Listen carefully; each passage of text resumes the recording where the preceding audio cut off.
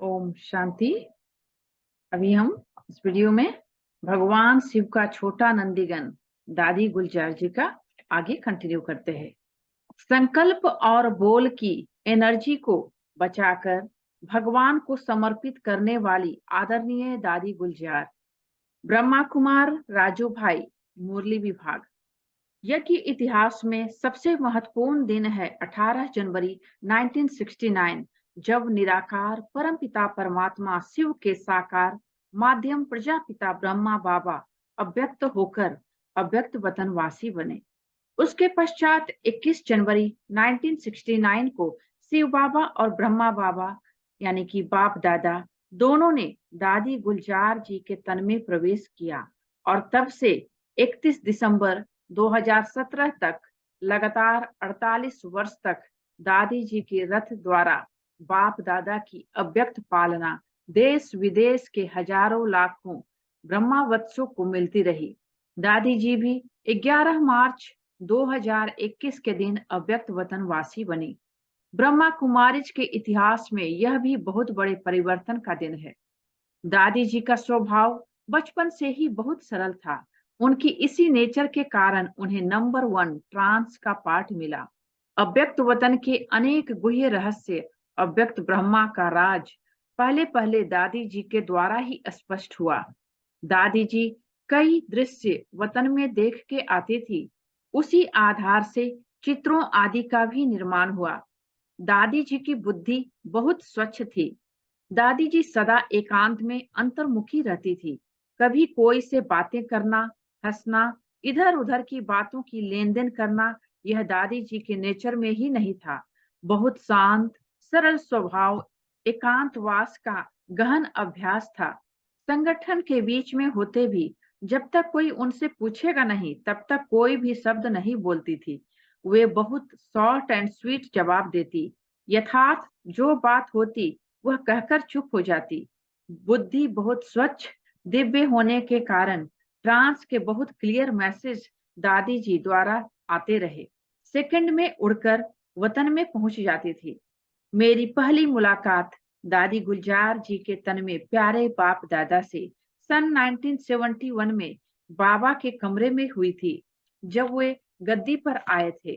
बाबा जब दादी जी में प्रवेश होते तब दादी जी के चेहरे का हाव भाव, उनकी दृष्टि, उनके नयन चयन सब अलग प्रकार से झलकने लगते। पूरे चेहरे पर लाइट का आभा मंडल और अलौकिक मुस्कान छा जाती। ब्रह्मा बाप के अव्यक्त होने के पश्चात दीदी मनमोहिनी जी और दादी प्रकाश मणि जी के साथ विशेष संदेशी के रूप में दादी जी का पाठ रहा। जब दोनों दादियां दादी जी को कहती कि अभी बाबा को बुलाओ या बाबा से इस बात के लिए संदेश लेकर आओ, तो दादी आज्ञाकारी बन सदा हाजी करती और सेकंड में बाबा के पास वतन में उड़कर पहुंच जाती। कभी बाबा स्वयं प्रवेश हो जाते, कभी वे संदेश लेकर आ जाती। वतन से लौटकर दादी मुरली पढ़ती थी। बाप दादा कई बार शाम को 7 बजे दादी जी के तन में प्रवेश होते और 12-14 घंटे तक बच्चों से मिलन मनाते। दादी जी ने अपना तन मन पूरी तरह बाप दादा को समर्पित किया हुआ था। बाप दादा की प्रवेशता के बाद दादी जी के संकल्प मर्ज हो जाते और बाप दादा उनके तन द्वारा ईश्वरीय महावाक्य उच्चारण करते। वे सब टाइप करने का सौभाग्य मुझे मिला। बाप दादा सभा में ही होते और टाइप की हुई मुरली उनके हाथ में मिल जाती, जिसे दादी जी वतन से वापस आने के बाद पढ़ती थी। दिलों को जीता। हमारी मीठी दादी जी परम आत्मा और आदि पिता ब्रह्मा बाबा दोनों का छोटा नंदी बन अथक रूप से यह पाठ बजाती रही। वह इतनी निर्माणचित थी जो कभी बोल चाल में भी मैं शब्द का प्रयोग नहीं करती। जो बाबा कहे, जो दादियां कहे, सदा जी बाबा जी दादी कहकर सबके दिलों को जीत लेती। उनकी मधुर वाणी अनेक आत्माओं के जीवन को परिवर्तन कर देती। व्यर्थ से मुक्त। समय प्रति समय अव्यक्त बाप दादा ने दादी की कई विशेषताओं का वर्णन किया। एक बार बाबा ने कहा कि इस बच्ची ने अपने संकल्प और बोल की एनर्जी बचाई है, इसलिए वह एनर्जी बाप के कार्य में आ रही है। क्योंकि एनर्जी अधिक सोचने वह अधिक बोलने से खर्च होती है। इस बच्ची ने कभी व्यर्थ नहीं सोचा, क्यों, क्या, कैसे के प्रश्नों में नहीं गई। दादी जी हमेशा अपनी क्लासेस में कहती कि व्यर्थ से बचना है तो क्यों, क्या, कब, कहाँ और कैसे, इन 5 प्रश्नों की क्यों में नहीं जाना। व्यर्थ संकल्पों की उत्पत्ति का कारण ये प्रश्न ही है। इनसे दादी खुद भी पार रही और सबको इनसे बचने की प्रेरणा दी। सरल स्वभाव, मिलनसार। दादी के पास कभी भी जाओ, उनसे मिलो। सदा ऐसे मुस्कुराते हुए लाइट रूप में मिलती थी। कभी उनके चेहरे पर उलझन नहीं दिखाई देती थी। दादी जी के साथ कई बार अलग अलग स्थानों पर सेवा में अथवा पिकनिक आदि के लिए जाना होता था। दादी वहां भी सदा बहुत रमणीक रीति से मिलती जुलती और यही कहती, खाओ पियो मौज करो, लेकिन इसके साथ मेडिटेशन भी जरूर करो। वास्तव में मेडिटेशन करना ही रूहानी मौज है। हम कभी जानबूझकर दादी जी से कोई उल्टे सीधे प्रश्न पूछते तो दादी बहुत प्यार से मुस्कुराते हुए जवाब देती और कभी कभी कहती, इस बात का उत्तर तो बाबा ने ही अभी तक नहीं दिया है, मैं कैसे दूं। ऐसे शॉर्ट में सबको संतुष्ट कर देती। दादी जी सबके साथ सरल स्वभाव से मिलनसार होकर चलती। उन्हें कहीं भी बिठा दो, कुछ भी खिलाओ पिलाओ, उनके हाव भाव से किसी को यह नहीं लगता कि दादी इतनी बड़ी है, भगवान का रथ है। उन्हें किसी भी प्रकार का अभिमान रिंचक मात्र भी छू नहीं पाया। दादी जी ने एक बार मुझे कहा कि कोई ऐसा ग्रुप बनाओ जो केवल स्वचिंतन करने वाला हो। कभी मुरली से प्रश्न निकाल कर परीक्षा लो, कभी आपस में किसी टॉपिक पर वर्कशॉप करो, कभी विशेष योग के प्रोग्राम रखो, लेकिन पूरा ही ग्रुप केवल स्वचिंतन करने वाला हो। कभी कोई किसी का परचिंतन न करे। अगर किसी को अपनी उन्नति करनी है तो दादी यही कहती कि खुद को देखो और एक बाबा को देखो, किसी भी साइड सीन को नहीं देखना। दिल में मुख में सदा बाबा बाबा। दादी जी जब वतन से कोई संदेश लेकर आती तो वे खुद एक बार रफ लिखती थी, फिर उसे फेयर करती। उसमें उनका काफी समय जाता, इसलिए मैं उनके द्वारा रफ लिखा हुआ संदेश लेकर आता और उसे फेयर करके टाइप करके देता। इस प्रकार दादी जी के साथ सेवा करने का सौभाग्य मुझ आत्मा को मिला। दादी जी से मिलने के लिए हमें कभी अपॉइंटमेंट लेने की जरूरत नहीं होती थी। दादी इजी रूप से मिलती, चाहे वह भोजन कर रही हो या आराम कर रही हो। बहुत सरलता से देखते ही कहेंगी, आओ बैठो, कोई काम हो तो बताओ। ऐसी विश्व की सर्वश्रेष्ठ महान आत्मा जो भगवान का साकार माध्यम बनी, जिनके द्वारा हजारों लाखों आत्माओं को अलौकिक पालना मिली, उन्हें कभी मैंपन का अभिमान नहीं आया, इसलिए अनेकों की दुआओं का पात्र बन गई। उनके दिल में मुख में सदा बाबा बाबा बाबा के बोल ही रहे। एक बार गुलजार दादी जी की तबीयत खराब हो गई। पांडव भवन में काफी भाई बहनें बाप दादा से मिलने के लिए पहुंचे हुए थे। उन्होंने कहा, जब तक हम बाप दादा से नहीं मिलेंगे तब तक वापस नहीं जाएंगे। इसलिए गुलजार दादी ने संदेश द्वारा बाप दादा से कहा कि बाबा, आज तो मेरा बैठना मुश्किल है और इन बच्चों को जिद है, आप कोई दूसरे तन में आकर उन्हें अपनी भाषणा दे दो। तो मोहिनी बहन मधुवन बाबा के कमरे में बाबा के पास वतन में गई और कुछ समय उनके तन में बाप दादा पधारे। बाप दादा ने आए हुए सभी बच्चों से मुलाकात की और अंत में दादी गुलजार जी ने बाप दादा को अपने हाथों से भोग स्वीकार कराते विदाई दी। यह भी बड़ा वंडरफुल दृश्य आंखों के सामने घूम रहा है। ऐसी अव्यक्ति पालना जो दादी जी ने सभी को दी है, अभी हम सबको उस पालना का रिटर्न करना है, क्योंकि अभी बाप दादा के साथ एडवांस पार्टी में गई हुई सभी दादियां भी देखेंगी कि स्थापना के रहे हुए कार्य को ये सब मिलकर कैसे संपन्न करते हैं। वैसे भी पेपर के समय टीचर साक्षी हो जाते हैं, ऐसे अभी बाप दादा और निमित्त दादियां साक्षी दृष्टा बन देखेंगी और सभी में सूक्ष्म शक्तियां भरती रहेंगी। बाबा का तो वायदा है, बच्चे जब दिल से मुझे याद करेंगे तो बाबा सम्मुख हाजिर हो जाएगा। स्व स्थिति अच्छी है तो परिस्थितियां परेशान नहीं करेंगी। हमें तो ऐसे लगता है जैसे स्थापना के प्रारंभ में साक्षात्कार हुए कि इनके पास जाओ। ऐसे अब अंत समय में साक्षात्कार की लीला चलेगी, उससे ही प्रत्यक्षता होगी। यह हमारी दादियां जो संपन्न बनकर के गई हैं, अपने संपूर्ण स्वरूप का अनुभव कराएंगी और सबको प्रेरित करेंगी। इसलिए बाबा ने शायद इस कोरोना काल के अंदर वाचा सेवा को कम कराया है। हर ब्राह्मण आत्मा मनसा सेवा की अनुभवी बनी है।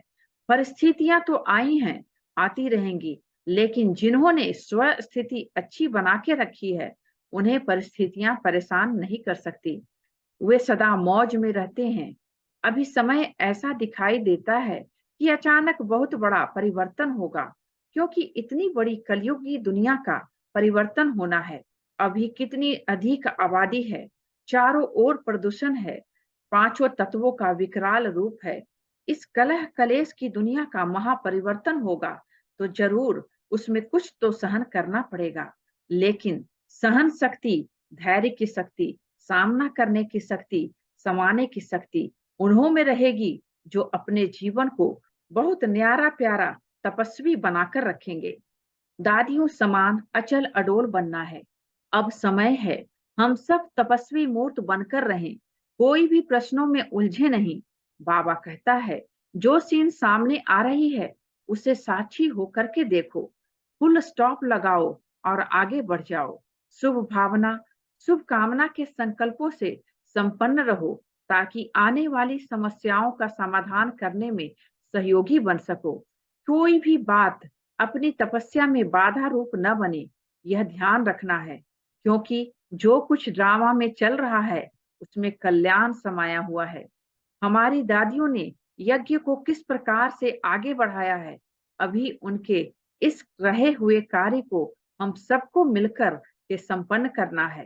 कार्य भी संपन्न हो और हम सब भी संपन्न और संपूर्ण बनकर के बाबा के साथ चलें। बाबा घर का गेट खोले, सब आत्माओं को मुक्ति, जीवन मुक्ति मिले, दुखों से सब छूट जाएं। ऐसी शुभ भावना के साथ बहुत अच्छी तपस्या करनी है।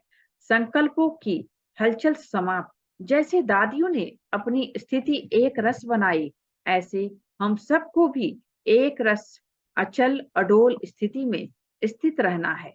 दादी मेरे लिए फ्रेंड, फिलोसफर और गाइड थी।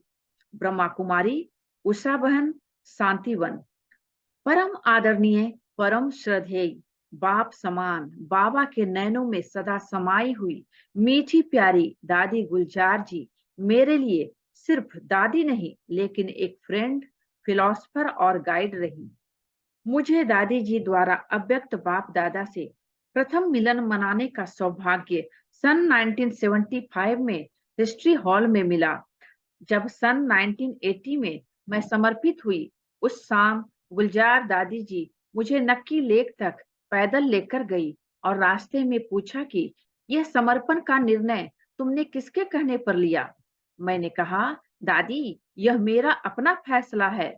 तो उन्होंने बहुत प्यार से समझाया कि जीवन का समर्पण कर रही हो, पूरे जीवन का सवाल है। किसी की बातों में आकर के समर्पण नहीं करना, लेकिन विवेक से, निश्चय के आधार से यह फैसला किया है तो आगे की यात्रा सहज हो जाएगी। आज जब कई बहनें मेरे सामने आती हैं कि हमें समर्पण होना है, तो मैं यही प्रश्न उनसे करती हूँ जो दादी जी ने मुझसे किया था।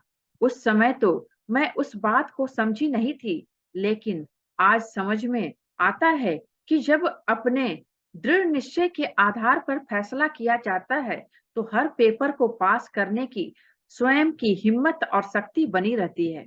जो भी सेवा मिले बहुत प्यार से और नम्रता से करना। इसके बाद मैं मुंबई विले पार्ले सेवा स्थान पर गई।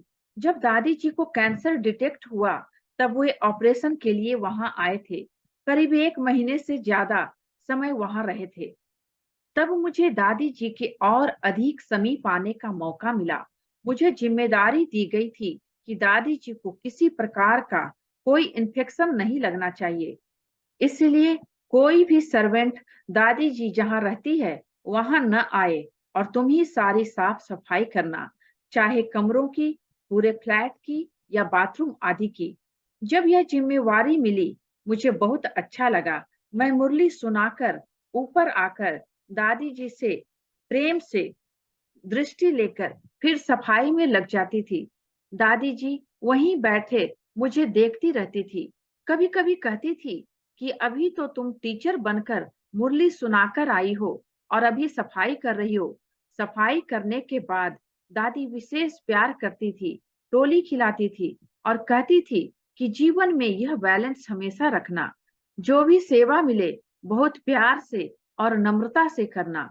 दादी कई बार नीलू बहन को भी कहती थी कि देखो, यह अभी तो टीचर बनकर मुरली सुनाकर आई, लेकिन अहम नहीं है, निर्माणता से इतना झाड़ू पोछा सफाई आदि करती है। इस बैलेंस को देख करके दादी का विशेष ब्लेसिंग मुझे प्रतिदिन प्राप्त होता रहा और दादी की यही ब्लेसिंग मुझे सूक्ष्म में आगे बढ़ा रहा है। मधुबन बेहद सागर में तैरना सिखाया। जब मैं सेंटर से मधुबन महायज्ञ में आई तो देखा कि यहाँ का जीवन सेंटर के जीवन से अलग है और यहाँ अनेक प्रकार की बातें भी सामने आती हैं। आरंभ में मुझे छोटी छोटी बातों में फीलिंग आती थी। कोई हंसी में भी कुछ कह देता था तो मुझे रोना आ जाता था। एक बार मैं रो रही थी और नीलू बहन ने देखा तो दादी जी को बताया और दादी जी ने मुझे बुलाकर पूछा, तुम्हें मधुबन में रहना है या सेंटर पर जाने की दिल हो रही है? मैंने कहा, मुझे मधुबन में रहना है। तो कहा, मधुबन में रहना है तो यह तो सागर है, सागर में तैरना भी आना चाहिए। कैसे तैरना है? तो दादी ने बहुत अच्छी बात सुनाई। कुछ बातों को नजरअंदाज कर देना चाहिए। कोई बोलते हैं, बोलने दो, वह उनकी नेचर है। जब तुम इस तरह से चलोगी तो मधुबन के बेहद सागर में तैरना आ जाएगा। नहीं तो यहाँ रोज रोना पड़ेगा, क्योंकि छोटी बड़ी बातें तो होती ही रहेंगी। फिर तो सेंटर पर चली जाओ। मैंने दादी से प्रॉमिस किया कि मैं फिर कभी छोटी मोटी बातों में रोऊंगी नहीं और सचमुच उस बात ने मुझे बहुत हिम्मत दी। मधुबन बेहद सागर में कैसे रहना चाहिए, तैरना चाहिए, यह दादी ने सिखाया। ऐसे ही कभी जीवन में कोई बात आती थी तो दादी के पास जाकर दिल खोलकर बड़ी सहजता से वह बात कर सकती थी और दादी जी बहुत प्यार से उसका समाधान भी देती थी। बाबा की सिंपल शिक्षाएं इतनी सटीक होती थी जो बात गले उतर जाती थी। मधुबन में जब देश विदेश से इंग्लिश में ईमेल आती थी तो सीलू बहन पढ़कर सुनाती थी, परंतु जब दादी शांति वन में रहने लगे तो फोन करके मुझे बुलाते थे कि जरा इधर आना। दादी का बुलावा होना और जैसे अंदर एनर्जी आ जाती थी और मैं तुरंत पहुंच जाती थी। कई कॉन्फिडेंशियल ईमेल होते थे, उनको पढ़कर दादी को मैं सार बताती थी, कभी पूरा पढ़कर सुनाती थी। परंतु वह पढ़ने सुनने के बाद जिस तरह दादी निसंकल्प हो जाती थी, वैसे ही मुझे भी वे बातें जरा भी याद नहीं रहती थी। यह दादी की शक्ति का प्रभाव मैंने महसूस किया। कभी कोई टॉपिक इंग्लिश में होता था तो कहती थी कि इसका मतलब समझा दो। कभी परीक्षा लेने के हिसाब से दादी पूछती थी कि इस टॉपिक पर क्या सुनाना चाहिए, तो हम अपनी रीति से बताते थे। तब दादी बहुत अच्छे से उस पर समझाती थी। दादी रोज नुमा शाम योग में बैठती थी तो कभी कभी हम भी चले जाते थे। मन एकदम शांत हो जाता था। कोई भी बात हमारे मन में उत्पन्न नहीं होती थी। इतना पावरफुल वाइब्रेशन शक्ति भवन का होता था। कभी कभी तारा बहन दादी को कोई कहानी या जोक सुनाती थी तो कभी मुझे भी दादी कहती थी, तुम भी कोई कहानी सुनाओ। तब कोई छोटी ज्ञान कहानी दादी को सुनाती थी। एक बार रक्षाबंधन के समय दादी के पास गई। दादी ने अपने पास बिठाया। नीलू बहन ने कहा, दादी इसको प्यार करो। दादी ने इतना प्यार किया और सर पर हाथ घुमाया, वरदान दिया, इतनी मीठी स्मृतियां दी। इस तरह हमने दादी को गंभीर भी देखा, लाइट मूड में भी देखा, तो शिक्षा सावधानी देते हुए शुभ भावना, शुभ कामना मूर्त भी देखा और बहुत कुछ सीखा दादी से। जीवन को श्रेष्ठ दिशा देने वाली ये बातें एक अमूल्य सौगात की तरह हमारी स्मृति में सदा रहेंगी। नेक्स्ट है हृदय को मोहने वाली दादी। ब्रह्मा कुमार शिव कुमार, पांडव भवन, दिल्ली। दादी हृदय मोहिनी जी का नाम उनके गुण व कर्तव्य वाचक है। जिस प्रकार ब्रह्मा बाबा को भगवान के बाद दूसरा नेक्स्ट टू गॉड कहते हैं, वैसे ही दादी हृदय मोहिनी जी भी ब्रह्मा माँ के बाद दूसरी रही। मंदिर में 2 नंदी दिखाने का भी यादगार है, जो क्रमशः ब्रह्मा बाबा और दादी जी का ही यादगार है। दादी जी ने मात्र 9 वर्ष की आयु में साक्षात्कार द्वारा ब्रह्मापुरी और सूक्ष्म वतन का राज जाना। पिताश्री दादी जी को कहा करते थे कि आप विश्व का कल्याण करेंगे, आप बाबा जैसे बोलेंगे, बाबा जैसे लिखेंगे, आप में बाबा का अनुभव होगा। नैनों और चेहरे द्वारा अव्यक्त बाबा का अनुभव। दिल्ली पांडव भवन में दादी जी मुरली क्लास और योग कराती थी। कई बार मैंने उनके नैनों और चेहरे द्वारा अव्यक्त बाबा का अनुभव किया। एक बार मैंने उनसे पूछ ही लिया कि दादी जी, आज आप योग करा रहे थे तो आपसे अव्यक्त बाबा का अनुभव हुआ है, क्या आप में अव्यक्त बाबा आए थे? दादी जी ने बड़ी ही मधुरता और निर्माणता से बताया कि जैसी अपनी स्थिति होती है वैसा ही अनुभव होता है। दादी जी में अव्यक्त बाप दादा का पाठ 50 वर्षों तक चला, इसलिए सब उन्हें प्यार से बाबा वाली दादी भी कहते थे। रूहानियत से मुस्कुराते हुए मिलो। ऑलराउंड सेवा देकर के दादी जी ने मुझे ऑलराउंडर बना दिया। दिल्ली में जो विदेशी आते थे उन्हें रिसीव करना, ट्रेन की टिकट बनवाना, उन्हें ट्रेन में बिठाना आदि आदि सेवाओं द्वारा मेरा भाग्य बनवाया। दादी जी कहा करती थी कि जब भी किसी से मिलो तो रूहानियत से मुस्कुराते हुए मिलो। मैं जब फ्लाइट या ट्रेन में जाती हूँ, लोग मुझे नहीं भी जानते हैं पर मेरी तरफ देखते हैं तो मैं उनसे मुस्कुराकर मिलती हूँ। इससे उनके मुरझाए चेहरे पर भी खुशी की झलक आ जाती है। चिंता वाले चेहरे को कुछ समय के लिए मुस्कुराहट में बदलना, यह भी सेवा है। दादी जी कहती थी, जब बाबा को मेरा बना लोगे तो बाबा भूलेगा नहीं।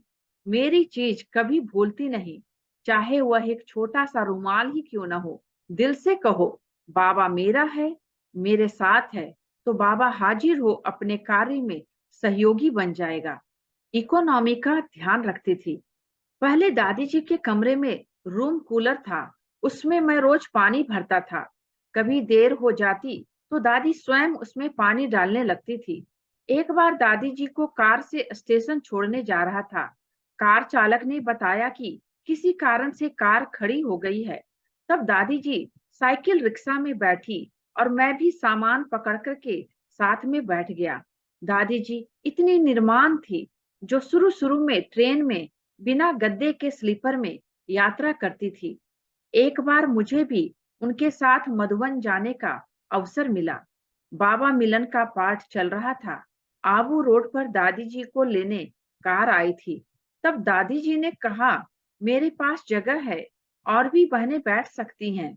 इस प्रकार वे इकोनॉमी का भी और अन्य आत्माओं का भी ध्यान रखती थी। माँ की तरह सिखलाती थी।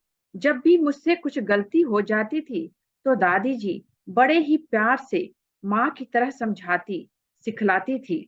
एक बार मैं दादी जी को बस में कुछ बहनों सहित एयरपोर्ट छोड़ने जा रहा था। तब दादी जी ने कहा, ऐसा समय आएगा जो एयर बस भर करके विदेश में जाएंगे। उस समय तो बहुत बड़ी बात लग रही थी, परंतु अभी कुछ समय पहले 50 भाई बहनें रसिया में गए तो दादी जी के बोल साकार होते देखे। पहले पहले यज्ञ में मदोगरी। यज्ञ के शुरू शुरू में मधुबन से बाबा ने दादी जी को लखनऊ में सेवा में भेजा। उस समय कोई पहचान तो थी नहीं। रिक्शा वाला धर्मशाला में ले गया। दादी जी गेट पर खड़ी थी तो वहां से एक सिंधी युगल गुजरा, दादा राम भाई और सावित्री बहन। उन्होंने देखा कि यह तो सिंधी बहन लग रही है और बड़ी रॉयल है। उन्होंने पूछा, यहाँ कैसे? दादी जी ने बताया, ज्ञान सुनाते हैं, मेडिटेशन कराते हैं। सावित्री बहन दादी जी को अपने घर ले गई। पहले पहले यही युगल ज्ञान में चले। बाबा ने दादी जी को कहा था, अच्छी सेवा करोगी तो गिन्नी मदोगरी होगी। उन्होंने ही पहले पहले यज्ञ में मदोगरी की, अव्यक्त स्थिति का अनुभव कराती थी। दादी जी को बहुत बातों का पहले से आभास हो जाता था। एक बार मैं 4 भाइयों के साथ मधुबन जा रहा था, ज्ञान योग की भट्ठी करने। जब छुट्टी ले रहे थे तो दादी जी ने कहा, भोजन के साथ अचार ले लेना। ट्रेन में चढ़ते समय जिस भाई के हाथ में भोजन का टिफिन था वह खुल गया और सारी सब्जी गिर गई, तो रोटी और अचार ही काम में आए। कई बार दादी जी हम सभी को विशेष अव्यक्त स्थिति का अनुभव कराती थी। धारणा, ज्ञान, योग आदि आदि से पुरुषार्थ में आगे बढ़ाती थी। ऐसी थी हमारी प्यारी दादी जी। ओम शांति। इस वीडियो में बस इतना ही। इसके आगे हम अगले वीडियो में सुनेंगे। थैंक यू बाबा का और थैंक यू आप सबका। ओम शांति।